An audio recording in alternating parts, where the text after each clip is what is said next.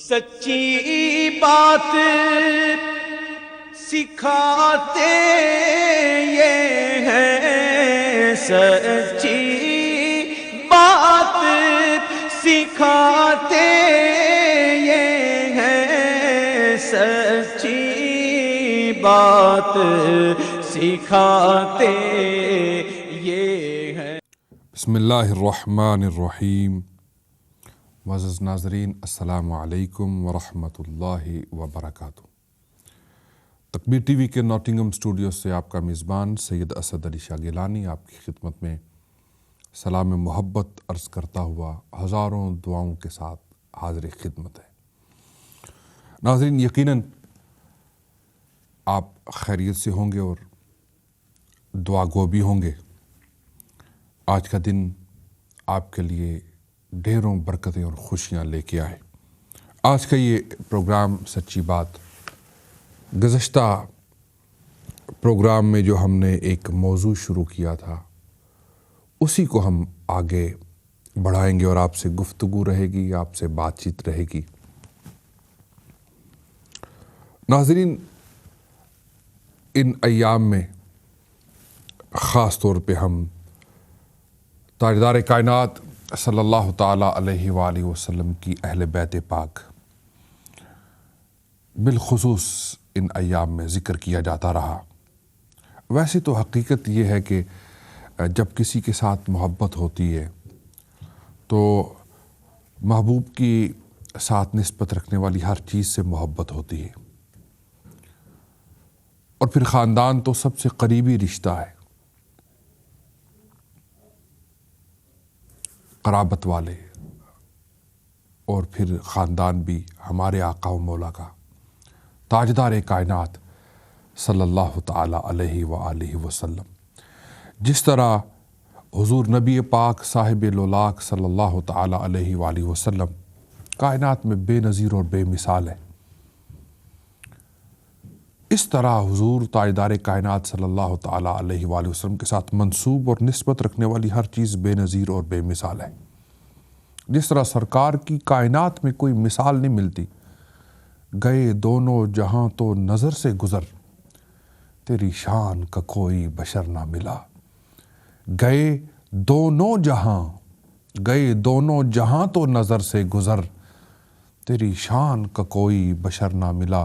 تیری ہر جگہ دیکھی نرالی پھبن، پتہ تیرا کسی کو مگر نہ ملا۔ بے نظیر اور بے مثال ہمارے آقا و مولا کی ہستی ہے، آپ کی ذات پاک ہے۔ اسی طرح جو چیز آپ کے ساتھ منسوب ہے اور آپ کا خاندان پاک، ان کا ذکر صرف چند ایام اور محرم الحرام کے عشرے یا محرم الحرام کے دنوں تک نہیں ہونا چاہیے، بلکہ وہ تو ہماری زندگی کا ایک تسلسل ہے۔ اور پھر حسین پاک کی ذات تو وہ ذات ہے کہ آپ کی جو پرسنالٹی ہے اور آپ کا جو میسیج ہے وہ یونیورسل ہے۔ وہ جوش ملیح آبادی نے کہا تھا کہ انسانیت کو بیدار تو ہو لینے دو، انسانیت کو بیدار تو ہو لینے دو، ہر قوم پکارے گی ہمارے ہیں حسین، ہر قوم پکارے گی ہمارے ہیں حسین۔ ہمیں پیغام کربلا کو بھی سمجھنے کی ضرورت ہے کہ مقصد کیا تھا، کربلا کا مقصد کیا تھا، حسین کا پیغام کیا ہے۔ حسین امام علی مقام، امام جنت مقام، آپ کی زندگی کا مطمع نظر کیا ہے۔ چند آیات بینات سورہ بقرہ سے پیش نظر ہیں، اور ان آیات بینات کی روشنی میں ہم اپنی زندگیوں کو جناب امام حسین، امام علی مقام، امام جنت مقام علیہ السلام کی حیات طیبہ سے لیے ہوئے نور اور لی ہوئی روشنی کے ساتھ منسوب کرتے ہوئے اپنی زندگیوں میں بہتری لے کے آتے ہیں۔ یہ بڑی مشہور آیات بینات ہیں سورہ بقرہ کی۔ حق تعالی جل شانہ ارشاد فرماتے ہیں فَاذْكُرُونِي اذکرکم واشکروا لی ولا تکفرون، تو میری یاد کرو میں تمہارا چرچا کروں گا۔ اللہ اکبر۔ اور حق تعالیٰ جل شانہ ارشاد فرماتے ہیں واشکروا لی، اور میرا حق مانو، شکریہ ادا کرو، میرا شکر ادا کرو، ولا تکفرون، اور میری ناشکری نہ کرو۔ سورہ بقرہ کی آیت نمبر 152۔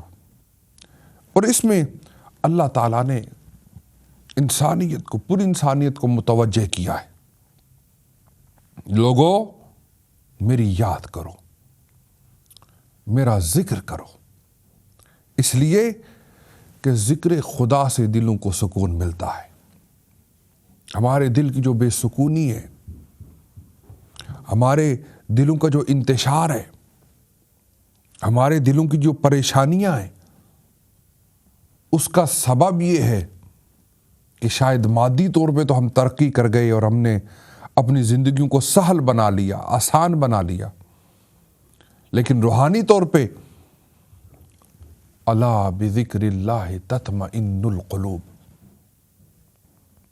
حق تعالی جل شانہ نے ارشاد فرمایا کہ بلا شبہ دلوں کا اطمینان اللہ کے ذکر میں ہے، دلوں کا اطمینان اللہ کی یاد میں ہے، دلوں کا سکون اپنے رب کے ساتھ سچے تعلق میں ہے، روح کی تطہیر اور تزکیہ اور دلوں کی خوشی اللہ کے ساتھ حقیقی اور پاکیزہ اور سچے تعلق میں ہے، کیونکہ اللہ کے ذکر سے دلوں کو نور نصیب ہوتا ہے، دلوں کو قرار ملتا ہے۔ اور علماء فرماتے ہیں جو یہ ذکر ہے یہ 3 طرح کا ہوتا ہے۔ ایک لسانی، زبان کے ساتھ ذکر کرنا۔ اچھا، اس میں جو ذکر کرنے والے لوگ ہیں، اللہ اللہ کرنے والے لوگ ہیں، جو صوفیہ ہیں، وہ فرماتے ہیں کہ اس طرح ہوتا ہے ابتدا میں جب بندہ اپنے رب کے راستے پہ چلتا ہے، اپنے مالک اور اپنے مالک حقیقی کے ساتھ جو اس کا تعلق ہے، اس تعلق کی جانب اس راستے پہ جب گامزن ہوتا ہے تو بعض اوقات ایسا ہوتا ہے کہ اس کی زبان تو ذکر میں مشغول ہوتی ہے لیکن اس کا دل اس کا ساتھ نہیں دیتا۔ زبان تو اللہ اللہ کہہ رہی ہوتی ہے لیکن دل غیر حاضر ہوتا ہے، دل حاضر نہیں ہوتا، دل موجود نہیں ہوتا۔ زبان تو الحمدللہ، سبحان اللہ، اللہ اکبر، سبحان اللہ والحمد للہ ولا الہ الا اللہ واللہ اکبر ولا حول ولا قوت الا باللہ العلی العظیم کہہ رہی ہوتی ہے، لیکن دل دنیا میں مگن ہوتا ہے، دنیا کی طرف اس کی توجہ ہوتی ہے، دنیا کے بارے میں سوچ رہا ہوتا ہے، دنیا کے بارے میں اس کا سارا جو ہے وہ مائل ہوتا ہے دل اس طرف۔ لیکن صوفیہ فرماتے ہیں ایک جرنی ہے، یہ ایک سفر ہے، اس میں تعطل نہیں ہونا چاہیے، اس کو اس بات کے پیش نظر ختم نہیں کر دینا چاہیے بلکہ اس کو جاری رکھنا چاہیے، کوشش کرتے رہنا چاہیے، دل کو اللہ کی یاد کی طرف لگانے کی جدوجہد کرتے رہنا چاہیے۔ پھر دوسرا ذکر ہے قلبی، کہ دل بھی پھر اپنے محبوب کی یاد سے روشن ہو جائے، دل میں بھی سچے مالک کی محبت ہو، دل میں بھی سچے مالک کی یاد اور اس کا ذکر موجود ہو۔ پھر اس طرح ایک یہ کیفیت بھی ہوتی ہے، پہلے تو یہ کیفیت تھی کہ زبان اللہ کا ذکر کر رہی تھی اور دل اس سے غیر حاضر تھا، دل مشغول نہیں تھا، لیکن کرتے کرتے کرتے کرتے اپنے سچے رب کے ساتھ اس کی محبت میں یہ تعلق بھی بن آتا ہے کہ پھر ایسا ممکن ہے کہ زبان تو کچھ اور کہہ رہی ہو، ہاتھ تو اپنی دنیا کا کام کر رہے ہوں لیکن دل اپنے رب کی یاد میں پھر مگن ہوتا ہے، وہ پھر اس سے غیر حاضر نہیں رہتا۔ پہلے تو یہ تھا نا کہ زبان اللہ کا ذکر کر رہی تھی لیکن دل مگن نہیں تھا، دل دنیا میں ڈوبا ہوا تھا، مشغول تھا دنیا کی طرف، توجہ مالک حقیقی کی طرف بن نہیں آتی تھی۔ پھر محبت بڑھتے بڑھتے یہاں تک پہنچتی ہے جب باطن کا نور نصیب ہوتا ہے، معرفت نصیب ہوتی ہے، باطن کی روشنی نصیب ہوتی ہے، تو پھر ایسا ہوتا ہے کہ زبان تو اپنے معاملات کر رہی ہوتی ہے، زبان تو اپنے معاملات میں مشغول بھی ہو لیکن دل اپنے رب کی بارگاہ سے غیر حاضر نہیں ہوتا، دل اپنے مالک کی یاد میں اور اس کے ذکر میں ہر وقت مگن رہتا ہے، حتیٰ کہ انسان جب سو بھی رہا ہوتا ہے اس وقت بھی اس کا دل جاگ رہا ہوتا ہے، اپنے محبوب کی محبت میں، اپنے محبوب کے عشق میں، اپنے محبوب کے پیار میں، اپنے محبوب کے ذکر میں اور مالک کے حقیقی کی سچی یاد میں۔ اور ایک ذکر ہوتا ہے کہ جو جوارح، جو انسان کے اعضاء ہیں ان کا ذکر۔ اب جب نماز ادا کرتے ہیں تو اس میں تینوں چیزیں آ جاتی ہیں، زبان سے ثنا بھی پڑھ رہے ہیں، سورہ فاتحہ بھی پڑھی جا رہی ہے، سورہ بھی پڑھی جا رہی ہے، سبحان ربی العظیم بھی کہا جا رہا ہے، اور دل کا خشوع اور خضوع بھی موجود ہونا ضروری ہے۔ یعنی یہ بہترین وَلَذِكْرُ اللَّهِ اکبر، اللہ کی یاد کا بہترین ذریعہ ہے کہ اس میں زبان بھی موجود ہے اور دل کا حاضر ہونا، خشوع و خضوع وہ بھی ضروری ہے، اور پھر یہ ہے کہ اس میں رکوع و سجود میں جاتے ہوئے جسم کے سارے اعضاء شامل اور شریک ہو جاتے ہیں۔ تو دیکھیے صلاح، نماز اللہ کے ذکر کا کتنا خوبصورت ذریعہ اور طریقہ ہے کہ جس میں اس ذکر کی تینوں حیثیتیں اکٹھی ہو جاتی ہیں، اس کی جو تینیں جہتیں ہیں وہ اکٹھی ہو جاتی ہیں۔ زبان بھی اللہ کے ذکر میں مشغول ہے، دل بھی ادھر ہی لگا ہوا ہے، اور اعضاء جو جسم کے ہیں وہ بھی اپنے مالک کے حقیقی کی بارگاہ میں رکوع و سجود ادا کر کے اپنے ذکر کا سلسلہ جاری رکھے ہوئے ہیں۔ اور حالانکہ حقیقی کیا خوب اپنے بندے کی حوصلہ افزائی کرتے ہیں۔ فرمایا کہ اگر بندہ مجھے تنہائی میں یاد کرتا ہے تو میں بھی اس کو ایسے ہی یاد فرماتا ہوں، اور اگر وہ مجھے جماعت میں یاد کرتا ہے تو میں اس کو اس سے بہتر جماعت میں یاد کرتا ہوں۔ سبحان اللہ۔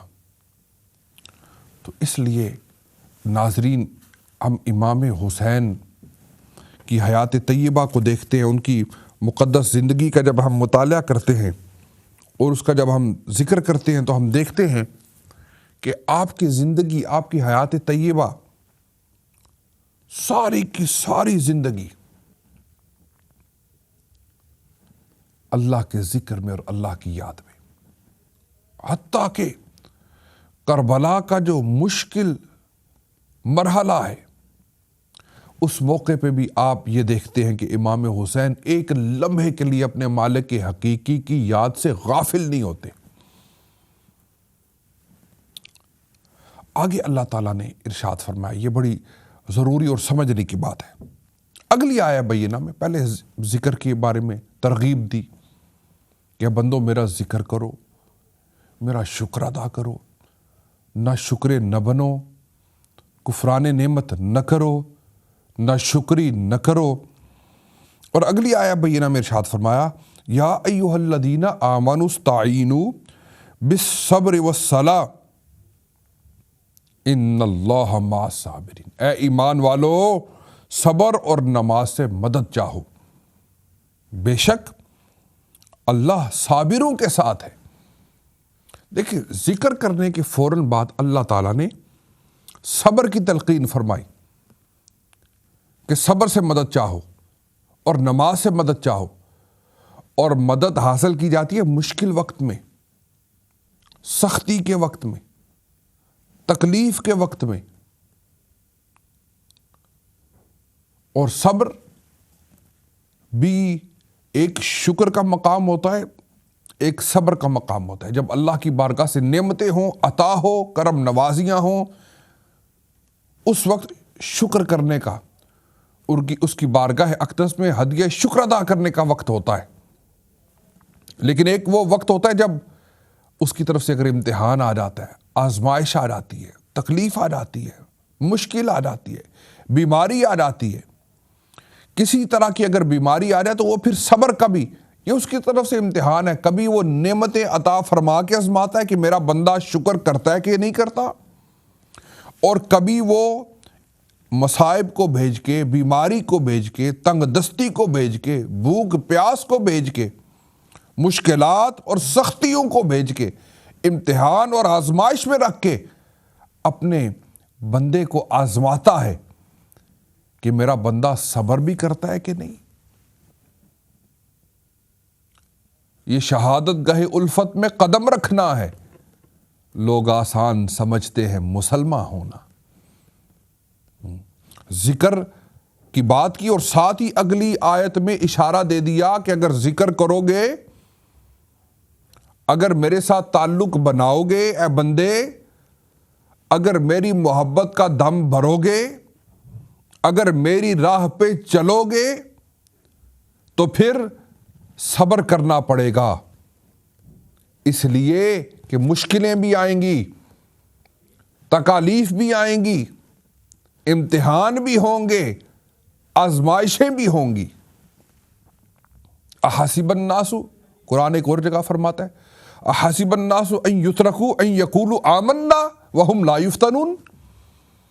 کیا لوگوں نے بس گمان کر لیا ہے، بس امیجن کر لیا ہے کہ انہیں فقط اتنی سی بات پہ چھوڑ دیا جائے کہ وہ کہتے ہیں کہ ہم ایمان لائے، اور اس کے بعد ان کو آزمایا نہ جائے، امتحان نہ لیا جائے، آزمائش نہ کی جائے؟